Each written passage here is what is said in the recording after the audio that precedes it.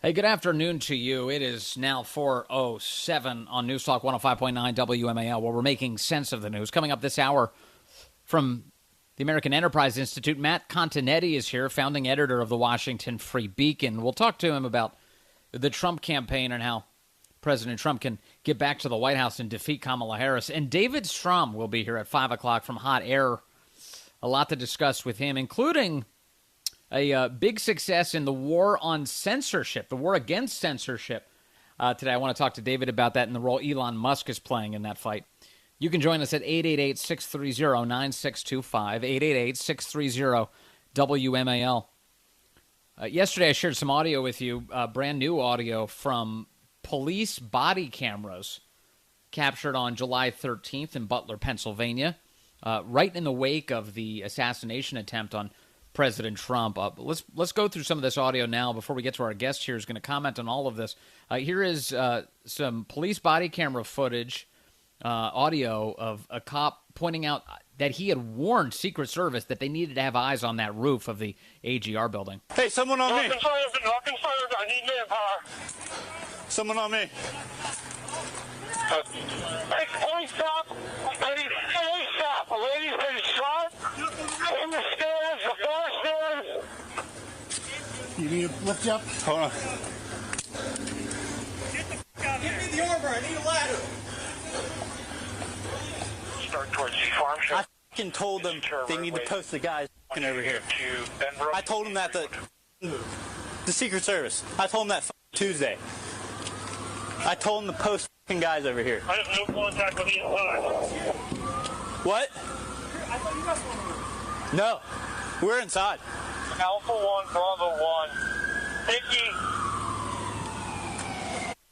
I told them to post guys over here. I wasn't even concerned about it because I thought someone was on the roof. I thought that's how we. Like, how can you lose a guy walking back here? They were on the roof. They were inside. Yeah, he said, I told him Tuesday. I told the Secret Service, and he also would go on to say in that audio that they said, okay, yeah, we'll cover it. They didn't. Here's some more. This is the guy who the police officer who climbed up to the roof. He was on the roof. He spots this guy, Thomas Crooks. Crooks aims his gun at him, and he drops down. Take a listen to what it sounded like after that. This close, bro. Dude, he turned around on me. He's straight up. Okay, we have 2 civilians attending to him. I don't know. Who's got eyes on him?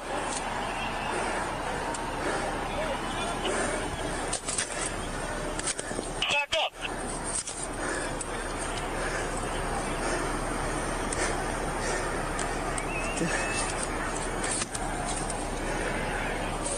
Seriously, he was right where you picked me up, bro. He was on that left side. Hey, please stop. I mean, please stop. A lady's been shot in the stairs, the far stairs. All right, a lot of chaos that day, that audio only emphasizing that point. Let's get to our guest now. Joining us is the great Susan Crabtree from RealClearPolitics. She's been all over this story and has been covering the Secret Service for years. Susan, great to have you back with us. Oh, it's my pleasure, Vince. Thanks for having me back. What does this audio reveal to you now, getting the police body camera audio? Well, it reveals a lot of confusion, obviously. There's constant finger pointing between the Secret Service and the local law enforcement, which is incredibly unfortunate. Yeah. In this case, you hear him directly, one of the officers, the guy who climbed up on the roof and, basically turned tail and fell off the roof. And we don't know if he fell off or he let go because the Crooks was pointing the gun at him. So I think there's a lot of blame to go around. I talked to many Secret Service agents about this video in the past 24 hours, and there's a lot of blame for that particular officer. Now, granted, he went up to the roof, right? He was the only one willing to do it, and yet he turned around and then ran away from the roof when he could have been taking shots above the roof line, at least to divert the guy or scare him. You could do a flashbang, or you could, the fact that nobody went up on that roof for several minutes while Trump was still on the stage, the fact that Trump was allowed to continue on the stage, which is obviously a communications breakdown. All of these are egregious errors and failures. And, I think there is blame to go around. It's not Secret Service's fault. It's not local law enforcement. We need to know whether the Secret Service, obviously the Secret Service did not insist on someone being on that roof. We've got from Josh Hawley, a whistleblower, and my whistleblowers that have talked to me personally are saying that the local law enforcement kind of complained about not wanting to be on that hot tin roof, literally the hot tin roof, and they wanted to be inside and then the Secret Service did not insist upon them staying on the roof, that they let them go inside. There's various stories circulating, and we need to get to the bottom of it. Whose responsibility? Obviously, it's ultimately the Secret Service's responsibility that nobody was stationed on that roof.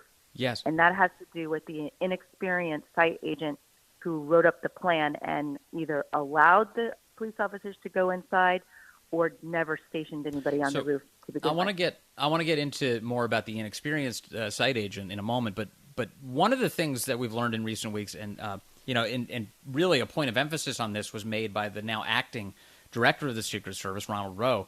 In his testimony, he showed the vantage point of a window that actually overlooks that roof on the AGR building, and said it would have been really easy to see Thomas Crooks on that roof from that window. That was indoors, and yet nobody did. This is a cascading series of really horrific failures, Susan. Yes, I wrote a piece, and if you want to look up on my pieces on RealClearPolitics.com, it's kind of, I think I called it the tale of two diagrams, because Rowe, during that testimony, he released a diagram saying they should have basically from his he went and was lying down on the roof, and he thought they should have been able to see the Crooks, the shooter, right. And then the local police office released their own diagram with a very narrow red triangle of line of sight that showed that they couldn't see what was on the roof. Well, my Secret Service sources said, well, that's ridiculous. All you have to do is kind of poke your head out and look to the left. This narrow line of sight was emphasized in their diagram to absolve them from any responsibility.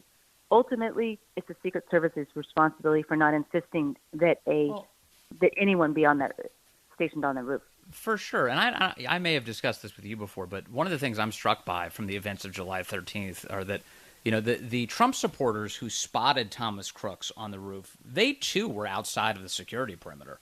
They were standing outside of the secure metal detector area and watching Trump with a clear line of sight during his speech.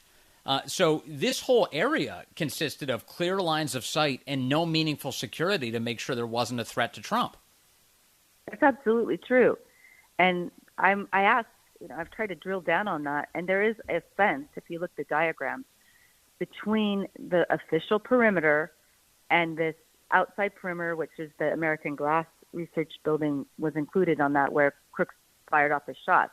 Yeah. So they said, oh, well, maybe that was the reason, but it doesn't make it. Whatever the rationale was, it's a bad rationale, and there's no excuse. And Rose said there's no excuse for not having anybody on that building. And we need to know why, whether the Secret Service why no one was stationed on that building. We still haven't had their answer. Roe doesn't have any. Why hasn't Roe found out by now? He's deferring to the FBI, which now we know they have a huge conflict of interest in this because they arrested this Pakistani national with ties to Iran the day before the rally. Okay. Well, did you tell the Secret Service leading up to his arrest that they needed to have a full package of security at that rally? Obviously, the counter snipers, I was told, were only offered on Friday before the rally, one day before it, and that's not enough time for them to do the regular survey that they provide of all the vulnerabilities. So, yeah, and that's really important. The picture that we've been getting is that the Biden administration was aware for months of real threats on Donald Trump's life. And the security posture at that event on July 13th was almost as if they didn't think there were any serious threats whatsoever. Well, they certainly didn't have a counter surveillance unit, which is a roaming unit that would go look for people like crooks.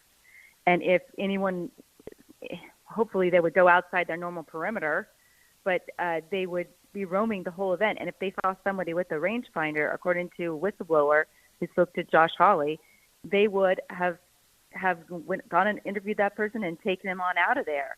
And, this could have been a mass casualty event.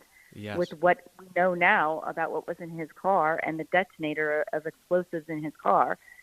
So, I mean, this was luck that saved the Secret Service and saved Donald Trump's life. Unfortunately, it did not save Corey Comparatore's life. No. And his family had to watch him perish in front of them. So can you talk to us about the inexperienced site agent? We've been learning more. There's been a huge effort to try and cover up who was responsible for the security decisions here. What have we learned? Well, I'm not disclosing her name because I know that she will be doxxed as a female agent. And I am told that she is a senior agent, meaning she's in phase 3 of her career. There's phase 1, phase 2, phase 3. Okay. She's over 20 years in the Secret Service, but she didn't have experience before planning a rally of this magnitude. She didn't outdoor rally with tens of thousands of people. Also, she supposedly, and I'm trying not to narrow it down, but her background was in protective intelligence, which is more, it's planning for these types of things, but it's not on the ground providing the assets. I've heard Dan Bongino describe it on his program. He says that, with the people who are tasked with organizing the security for events like these, you graduate. You start with lower intensity events. You learn how to plan out the security. And then that makes sense. And then eventually, you get up to a huge event, an outdoor event, a difficult to protect event. That's where you want your most experienced officials making the decisions, right? Right, especially if if the FBI did tell them, which I don't know if they did or not, that's the key question, that there was an Iranian threat and how real it was. I mean, that they were homing in on an arrest that week, the day before. Yes. So under that scenario, you would want to give the Secret Service the full package. And they did rush counter snipers at the last minute, provide those. The first time Donald Trump has ever gotten the counter snipers at his event, which is just ludicrous to me when you're dealing with the rallies.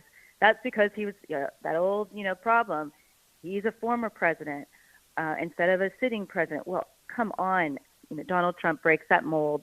We needed more innovative thinking, to say the least. Well, and by July 13th, he was the leading candidate for president of the United States. So this isn't merely just a former president. This is also the leading candidate, and we have a history of protecting candidates for president. Absolutely, but I'm being told it comes up time and time again. Why didn't he have the full package, meaning more counter snipers and also a counter surveillance unit that roams on the ground, in addition to all of the other assets were there that day? Why did they rely on police so much? Well, they were stretched thin. They had the NATO summit. They had a Jill Biden event, and they had in Pittsburgh that night, which we still need to know. We still need to know if that event, all the assets that were allocated for that event. If Jill Biden had counter snipers at her dinner, enclosed, 300 people enclosed at a casino, we know there is lopsided allocation, and we know politics was at play. I mean, that is a huge smoking gun. We need to know. They're not telling us specifically. Yeah. I asked that the day after the assassination. Especially because Kim Cheadle was handpicked by Jill Biden world to be in that role. And it seems really important to establish whether or not they were abusing the resources to protect her at the expense of Donald Trump. That's a critical storyline. One last thing, Susan Crabtree, while I'm on this story with you. We did see video come out in the last week from one of the victims who was shot by Thomas Crooks. He had captured video footage of his vantage point. And we see Crooks walking around on the top of the building 3 minutes prior to opening fire. What are you hearing from law enforcement sources? Did they not see him for 3 whole minutes? What was going on? Why didn't they stop him during that time period? That is a mystery. That is a complete mystery. We are told, and Roe testified, I'm told the same thing. I was told same thing within 24 hours after the assassination attempt, that there is if it's not a rule of engagement, it is a cultural problem, the cultural issue. They don't shoot unless they see a gun. The threat, the suspect, the suspicious behavior does not become a threat until they see a gun. So they didn't see, when he's running along the line of that, you didn't see the gun. They weren't communicating. But they with could have local pulled. They could have pulled Trump, though, right? As soon as they saw somebody running on yes, absolutely. And the fact that the police were trying to get up to the roof, and that was within the 3 minutes. If they had communication that was working if it wasn't siloed between the local law enforcement and the Trump detail and the command post, it was siloed. And so they weren't communicating with one another. It's ridiculous. It's absolutely a failure on so many levels, communications failure, technology failure. I mean, they didn't even have a drone that day. They didn't even have their mitigation drone against drones in place, their system. I mean, it's unbelievable to me. And I'm now starting to blame the FBI, because if the FBI did not tell them they were homing in on a suspect, or they said, just tell them that the threat is really high this week, really high. And then, so they have a conflict of interest in their investigation. They need to be taken off the investigation. We need an independent panel of experts that have run law enforcement entities at a very high level. New York, big, huge entities like New York Police Department. Yes. We need people like that. Tom Ridge, people who are independent, who can actually get to the bottom of this. Yeah, it's a disaster. Every element of it, including how little we still know about how this all went down. Susan Crabtree, thank you for getting the answers that we have. We really appreciate your time today. Oh, thanks so much for your interest and devotion to the topic. Always, always. All right, that's Susan Crabtree from Real Clear Politics. Well, good afternoon to you. It's 4:35 here, News Talk 105.9 WMAL, where we're making sense of the news. Coming up at 5 o'clock from Hot Air, we'll talk to David Strom. And as always, we'll chat with you at 888-630-9625, 888-630-WMAL. Kamala Harris is hoping she can ride out this campaign with not having any meaningful unscripted moments. She said she'll do an interview at some point before the end of this month. There's not much time ahead of the election. Here she is yesterday answering a question on a tarmac, finally forced out of her hidey hole by President Trump doing an over-an-hour press conference. Madam President, there's been a lot of questions about when you're going to sit down for your first interview since being the nominee. Do you have any update on that? I've talked to my team. I want us to get an interview scheduled before the end of the month. Before the end of the month, she says. So nothing on the books, and she really doesn't want to do this. But she's got a radical record that she should have to answer for, big time. Remember, she was the tie-breaking vote on most of the out-of-control spending that the Biden administration has done while he's been in office. It's not just that her name is on the door, it's that she pulled the lever. In addition to that, she's a disaster on energy. She barely knows the first thing about foreign policy. She can't describe the conflict between Russia and Ukraine, even when asked to do it in a basic way. And she's a radical abortion enthusiast. And that's just a short list of all of the ways that she's ill-suited to be president of the United States. Can President Trump prevail against her now that she's the nominee for the Democrats? For more on this, I want to bring in Mathew Continetti now. He's with the American Enterprise Institute, a senior fellow there, and he's also the founding editor of the excellent Washington Free Beacon. Matt, great to have you with us, sir. Thanks for having me, Vince. I think it's amazing that she's the nominee, and that there was no vote to place her there. It's just so comical. And she really is in so many ways the perfect candidate to run against, because she really does have such a radical agenda, doesn't she, Mathew?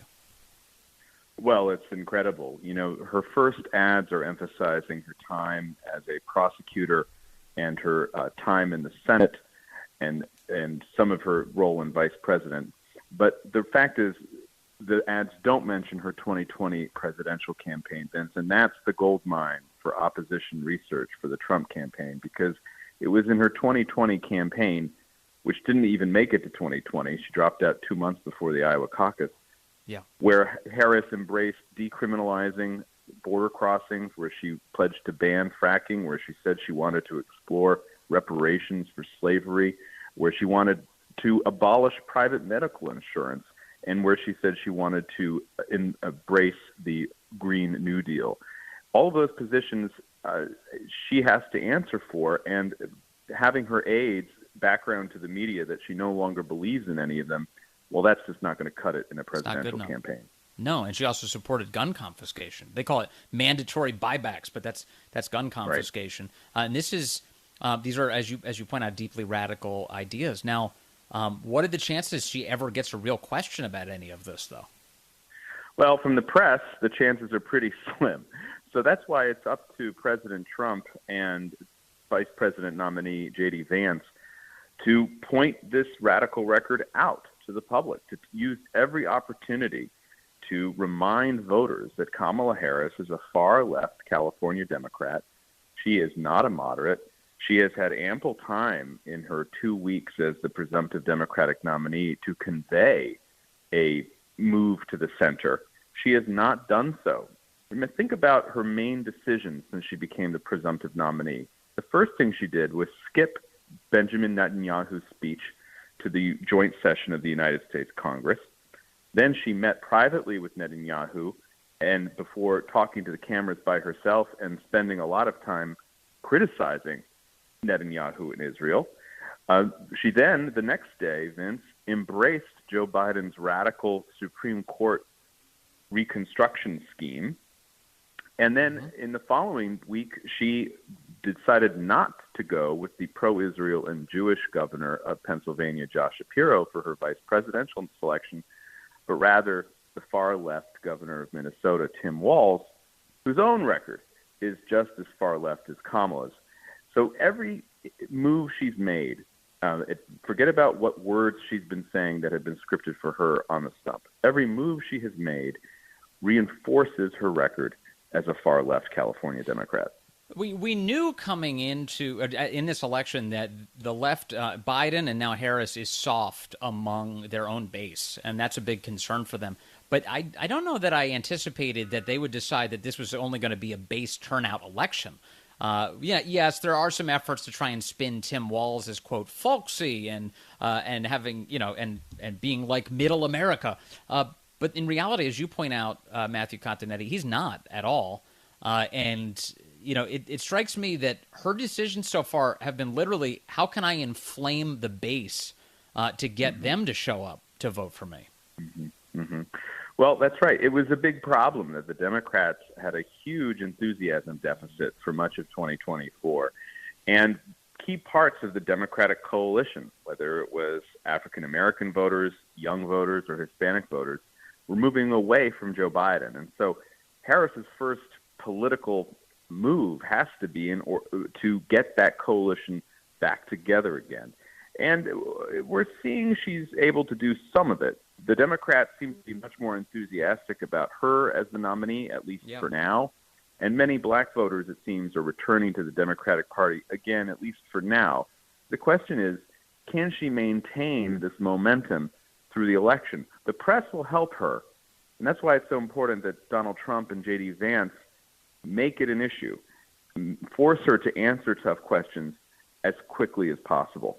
So some of this is already taking place. In the last 24 hours, we saw President Trump do an over-hour-long press conference, and we saw J.D. Vance step up to the microphones where reporters were awaiting Kamala Harris to point out that she's not going to speak to you, she's not speaking to you, and that's embarrassing.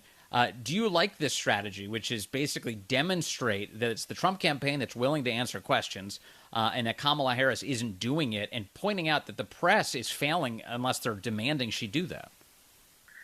I do think it's a good strategy so far. I think Senator Vance has found his footing after a kind of a wobbly start, but he's being a very good vice presidential nominee. Typically, they serve as attack dogs. And I think the Trump press conference not only showed that he's willing to answer questions and Harris isn't, but he also critically agreed to 3 debates, including the one debate that's now set in stone, September 10th, with ABC.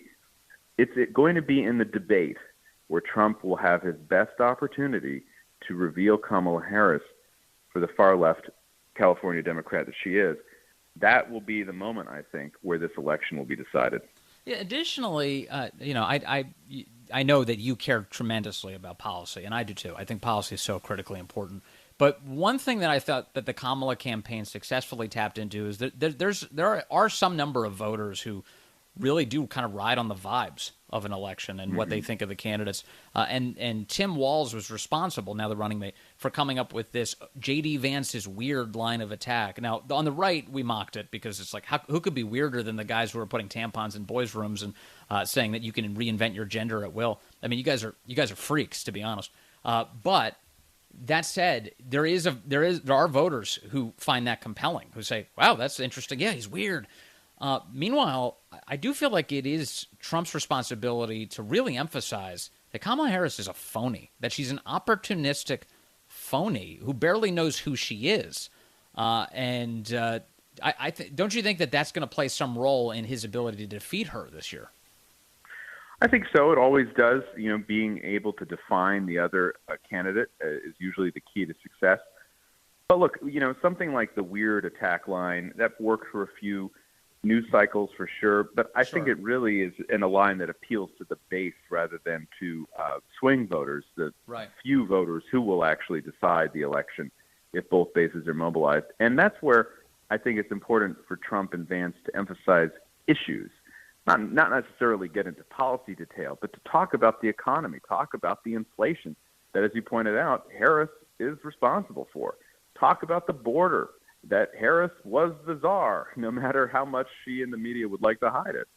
You talk about those issues. You talk about the chaos in the world and how she's not fit to handle it, and how she seems to give every indication that she wants to flirt with the pro-Hamas forces within the Democratic Party.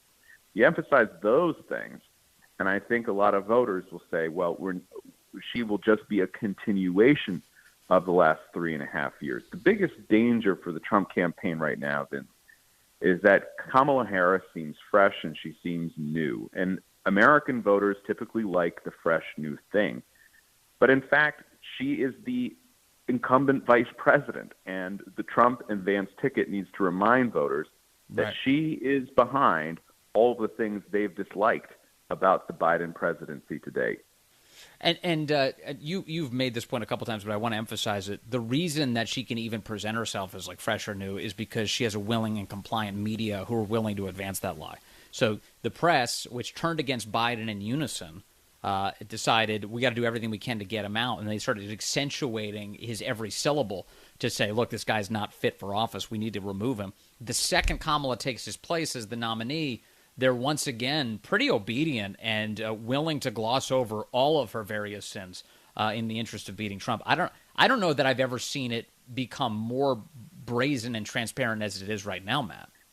Well, I mean, it really started with the Biden cover-up of his condition, right? Because prior to the June 27th debate, everyone in the media attacked people who suggested that Biden was in decline, right?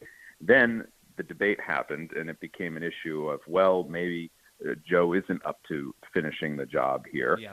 And then when Biden resisted efforts to remove him from the ticket, the media attacked Biden as being selfish. And as soon as he did withdraw from the race, they said that he was like George Washington. And just the other day, Nancy Pelosi said Biden should be on Mount Rushmore. So you can see it in real time. The media and the Democrats change their line in the most ridiculous ways, and the same applies with Kamala Harris. Before she locked up the nomination, within 48 hours of Biden's removal from the ticket, she was considered a political liability. She gets the nomination. All of a sudden, she's the best thing since sliced bread, and you have Beyonce's song playing at her rallies and Bon Iver playing concerts at her rallies in Wisconsin.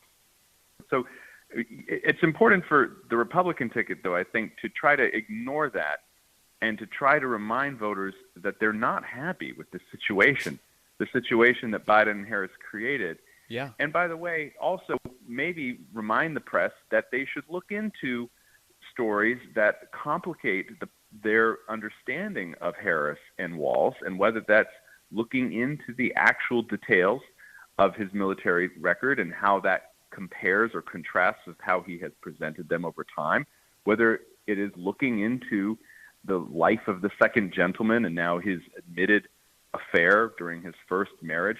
Those types of stories, they're going to come up eventually, and it will be up to the Trump campaign to ensure that the media cover those stories just as much as they're covering the brat emojis and the rainbow glitter.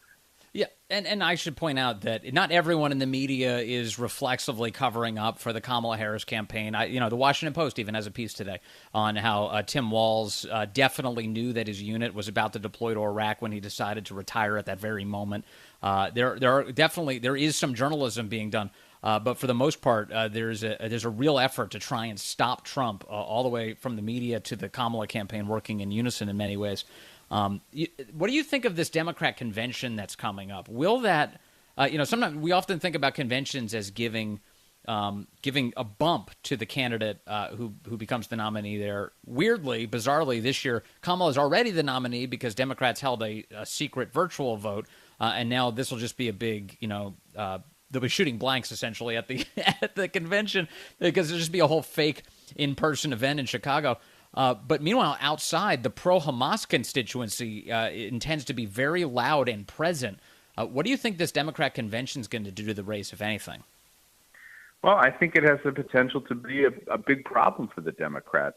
The pro-Hamas protesters won't just be outside the convention. They're very likely to find ways to get onto the convention floor, or at least into the arena, and they could disrupt the speeches. They could disrupt Harris, just like she was disrupted the other day in Michigan. And I think how she responds will matter a great deal. I thought it was interesting that when the pro-Hamas protesters broke into her speech in Michigan, she said, keep saying that if you want Trump to win, basically conveying just be quiet until after the election, and then we will be able to deal with what you're complaining about.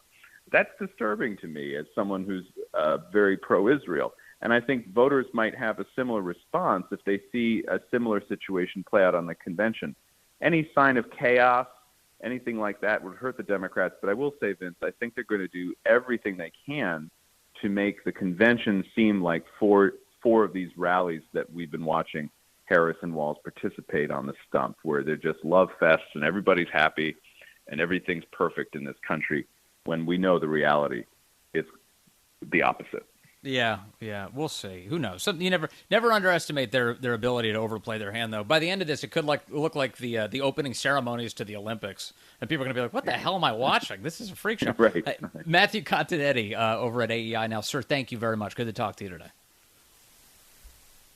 Yeah, the key to remember, one of the many keys to remember with Kamala Harris is what a disaster she is on so many policy areas, including, if you don't like the cost of goods, the cost of living right now, you have Kamala Harris to blame. She wasn't merely just the vice president, and it was all Biden who was driving all of this. She was the tie-breaking vote on things like the American Rescue Plan, $2 trillion in spending, the Inflation Reduction Act. We're talking trillions upon trillions of dollars of government spending that required money being printed, which, of course, led to all of that out-of-control inflation. She owns this, and she deserves to have her face rubbed in it. Rachel's calling in from Annandale now on line 5. Rachel, good afternoon. You're on the Vince Collins Show.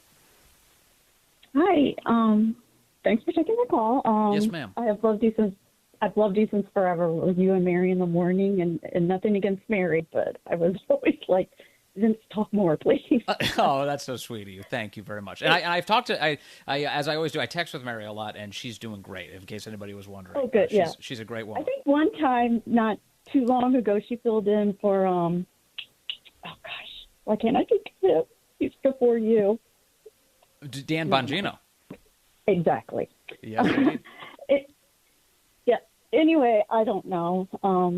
I talked to Corey the caller. I don't know if this is worth saying or not, but I'm in Northern Virginia, and I just worry about the debate, because I feel like they're on a silver platter, and I worry that there's only going to be one debate. And then I worry it's ABC, and I love Trump, but he always talks in those generalities, like we're going to be great, so much better. And I wish he would take lessons like from JD and just be. And I know he listens to different people. I even called the Republican National Committee in Fairfax and says, "Is there any way he can know this because I am, I'm a white woman that's not Democrat. I'm Republican in Northern Virginia. I have two children that are middle school. I have a father that's older with dementia that relies on his 401k. Dementia needs special care. And I feel like there's so much riding on the line that I'm just really nervous that... Rachel, let me ask you a question. Did you like his performance in the first debate, yes or no? With Biden? Yes. Yes, but I feel like he sat back because Biden was digging himself in a hole. I'm here to tell you, I think he can do it again. Rachel, I appreciate it. We're up against it right now, but I think he can do that same thing with Kamala Harris. Kamala Harris may not be 100 years old, but she's gone too. Her mind is all over the place. And the more he can emphasize that and stick her with the sins that she's committed while in office, he's going to win that debate. I think there's reason for optimism. Rachel, appreciate the call. All right, stay with us. David Strom joins us next.